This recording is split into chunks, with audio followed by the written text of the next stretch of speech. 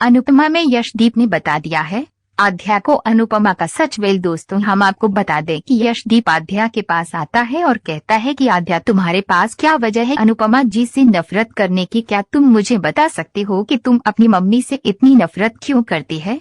आध्या कहती है कि आपको इससे क्या मतलब, आप अपने काम से काम रखिए, हमारे निजी मामले में टांग गड़ाने की कोशिश मत करिएगा। तभी यशदीप बताता है कि तुम मुझे बताओ ना बताओ, लेकिन मुझे अनुपमा जी ने सब बता दिया था, मुझे बताया था। अनुपमा जी ने 5 साल पहले वही पिकनिक पर गई थी अपनी बहू के साथ और तुम बहुत छोटी थी, तुम्हारी गाड़ी खाई में अटक गई थी और किजल तो बेहोश ही हो गई थी। तब अनुपमा जी ने तुम सबकी जान बचाई थी, लेकिन तुम्हें तो यही लगता है ना कि तुम्हें तुम्हारी माँ ने मरने के लिए छोड़ दिया था और अपनी बहू और किजल को निकाल लिया था, लेकिन ऐसा नहीं है आध्या। अगर अनुपमा जी तुम्हें पहले निकालती तो हो सकता था तुम्हारी गाड़ी खाई में गिर जाती और तुम सब मर जाते। अनुपमा जी ने तो तुम्हें सबसे बढ़कर माना था, लेकिन तुम तो उन्हें कुछ समझती ही नहीं हो। तभी आध्या कहती है कि ऐसा कुछ नहीं है, वे हमेशा अपने बच्चों को आगे और मुझे बाद में रखती है, उन्होंने हमेशा अपने बच्चों को चाहा है, मुझे नहीं। वही श्रुति आध्या से कहती है कि आध्या, तुम अपनी मम्मी के बारे में ऐसा कैसे बोल सकती